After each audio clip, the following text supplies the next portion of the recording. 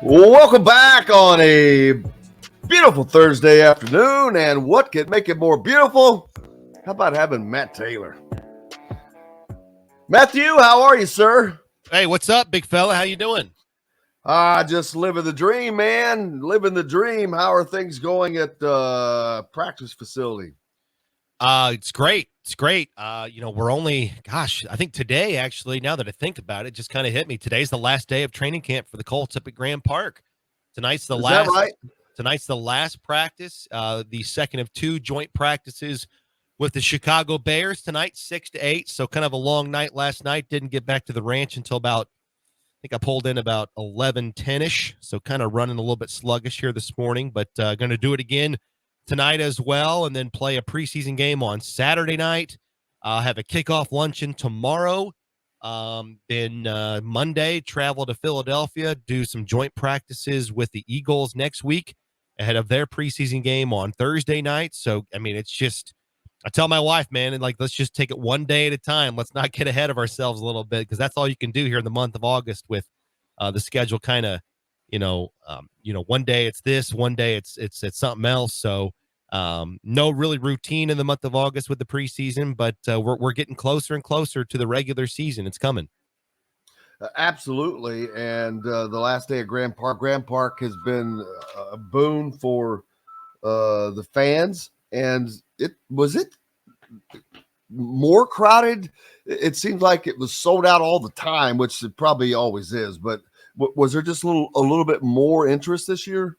Of course, with Anthony Richardson. Yeah, I mean, I think so too. I mean, I think the Colts, they only practiced 13 times this year, and that number is down because of next week, again, not having camp at Westfield because they're going to do that joint practice with the Eagles. So normally, they'll get maybe, 16, 17 practices. This year, that number was down. So I just think there was more of a sense of urgency to come out and watch the Colts because you had less practice opportunities to see the team.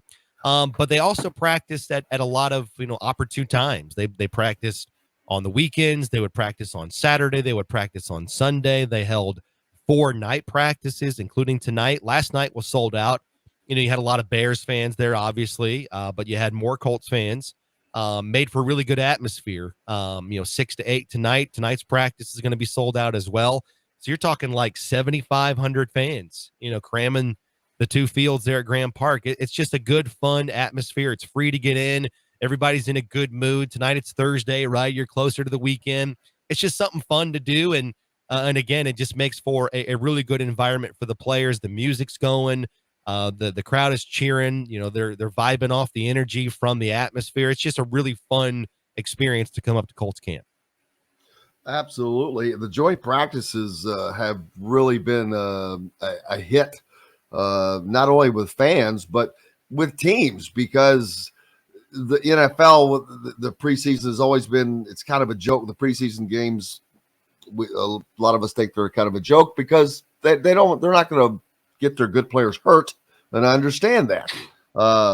But joint practices, they were always kind of fun in high school, weren't they? But what have they gained? What have you seen from have grown through this? Anthony Richardson specifically. Well, it's exciting this week. You had the big news. He was named starter, and the Colts are rolling with him. He's going to be the starting quarterback not only week 1, but, for the entire season. That was the declaration coming from Shane Steichen, the head coach, earlier this week. And I think it makes perfect sense. And I love the timing of it because, I mean, listen, you draft a quarterback top 5 overall for a reason.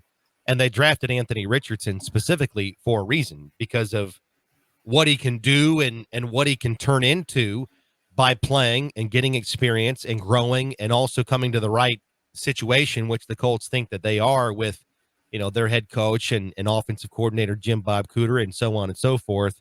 But also, who was that last guy? Jim Bob Cooter, the offensive coordinator. Yeah. I just want you to say it. I just want you to say it again. I'm with you. I understand. I understand. I'm so hesitant to bring him up around you because you have the maturity of a 12th grader. You're giving me a lot of credit. I know. 12th grader. I show you some justice there. But I mean, if you look at the schedule coming up, the timing of it, in my opinion, makes perfect sense because this is really when it starts to heat up for the Colts. I mentioned the two joint practices this week. You got a preseason game on Saturday night.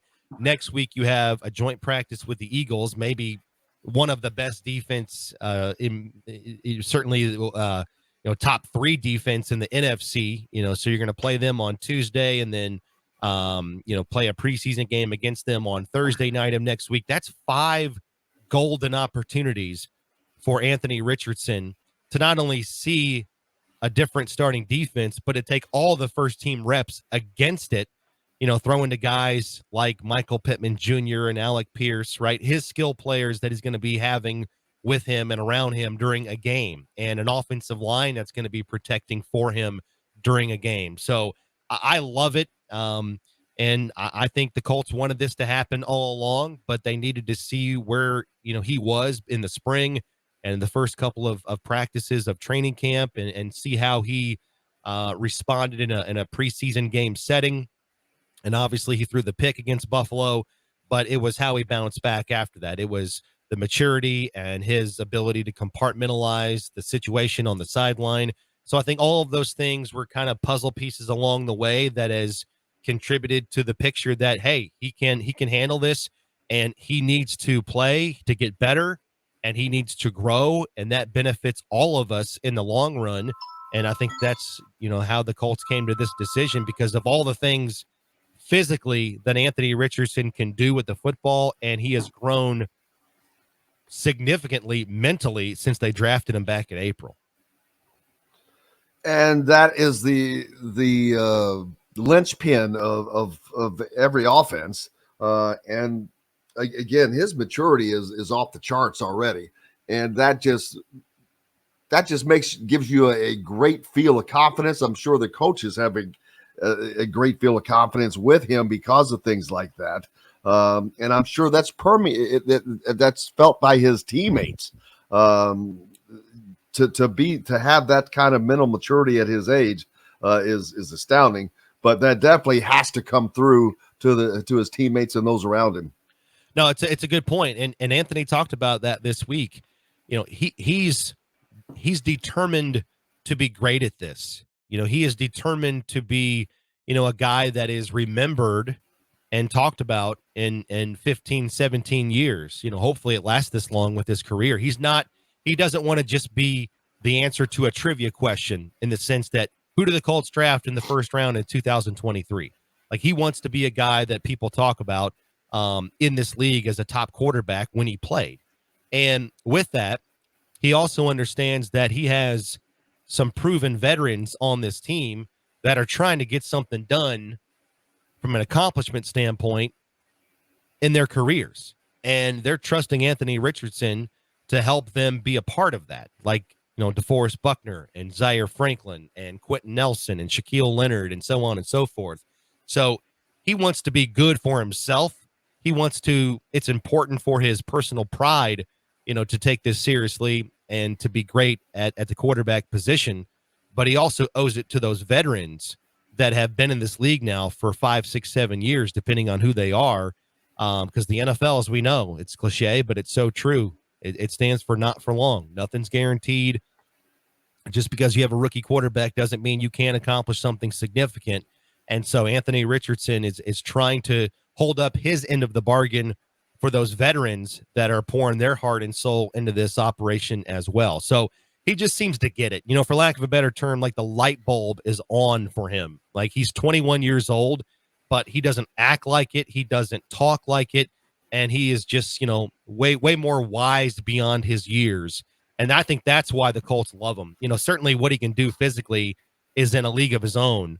But I think they drafted him because of he, more so than a lot of other guys that were available to them in the draft, displayed a lot of maturity and that high sense of self-awareness that I got a long way to go, but I am totally in on the work, and I'm buying in to be great. And so I'm all in on you taking me there and learning from everything around me. Kind of reminds you of me, doesn't it? Yeah, what I just described, you can just copy and paste that for Jim Coyle. That's exactly right. Oh, I love you. Put that in your eulogy, buddy. I would love that. I would give you credit. Absolutely. I would give you a credit, Matt Taylor, on the bottom of that. Hey, they've got a lot of exciting things coming up that have continued for the fans. The practices at West Park are ending, but the big kickoff. I mean, no other NFL team does stuff like this. Jim, that's one thing about Jim Irsay. He likes to throw a good party. I mean, he likes to throw a good party. He does. I think he loves to throw a party, not to party, but to throw a good party. And man, that opportunity is certainly there for everybody with a concert and again seeing his collection, the Jim Irsay collection, which is mind-boggling of the things that are within it because it's not sports, it's world. It's just things from across the world, sports, music. Good gosh, there's so much. The dress from the Wizard of Oz is probably in that damn thing. I don't even know. But great. It's just a great collection of things. When is that coming up? That is coming up on Friday, September 8th, and it's at Lucas Oil Stadium. And the Colts are branding it as the kickoff concert because it is the Friday before the first regular season game. A lot of hype. It's the season opener. So the following Sunday is that first game against the Jacksonville Jaguars, a division game right out of the gate. Maybe the best team in the division coming to your home turf. So monster game right out of the gate and trying to generate a lot of excitement a couple of nights beforehand. And you're right. I mean, nobody else does this. And Jim, he's taken his show to Nashville and Boston and San Francisco and Las Vegas. Last year did it at Lucas Oil Stadium this time of year and is doing it again. You're going to have John Mellencamp there performing with the band. You're going to have Steven Stills. You're going to have Ann Wilson. You're going to have Peter Wolf from the Jay Giles Band fame. So, I mean, it's just, and plus you're going to have the collection. To your point, it's all presidential artifacts. It's the greatest guitar collection literally in the world. That's not hyperbole. It's the greatest guitar collection ever assembled. Millions and some of the stuff. Some of the stuff he has, I'm like, okay, how the hell do you get that? And I can't think of anything offhand because I don't have it in front of me because there's so many things. I wish I would have pulled that list up. I mean, it's guitars from Pink Floyd and Led Zeppelin, and you've got artifacts, pop culture artifacts. You've got sports artifacts, and then the best part about, if you're a Colts fan, the best part about this opportunity to see the collection is that he'll pull out all the Colts memorabilia. So it's not only his personal Colt stuff, but it's the team's history in terms of artifacts. So you're going to see Johnny Unitas's cleats, and you're going to see, jerseys worn from the Super Bowl. It's just stuff that he normally doesn't take, to San Francisco, obviously. But for here at Lucas Oil Stadium, you'll see everything plus the band, and it's free. Like, I can't stress it enough. He loses money on this. Like, he pays for everything. He pays to rent out the stadium. He pays the band. He pays for the stage. He pays for the concessions. He pays for your ticket. Like, all you have to do is just walk in and watch it. It's unheard of. It's absolutely unheard of. Absolutely. And the people that he's bringing in, but when you say the band, his band, first of all, his band, Kenny Aronoff, is that right? Yep. Kenny Wayne Shepherd's in it. Yep.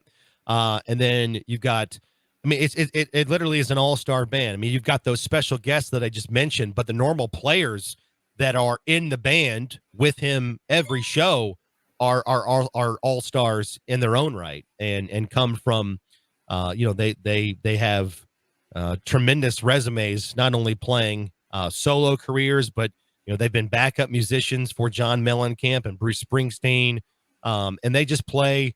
It's like, Jim, it'd be like you coming over to my house on a Friday night and we just listen to my jukebox. That's what this is times 1,000, because you actually hear the songs that you love in person. So they play a lot of hits. It's all covers. It's all sing-along songs. I mean, it's just, I mean, if you go and have a bad time, I don't know what's wrong with you. I mean, that's on you. Yeah, absolutely.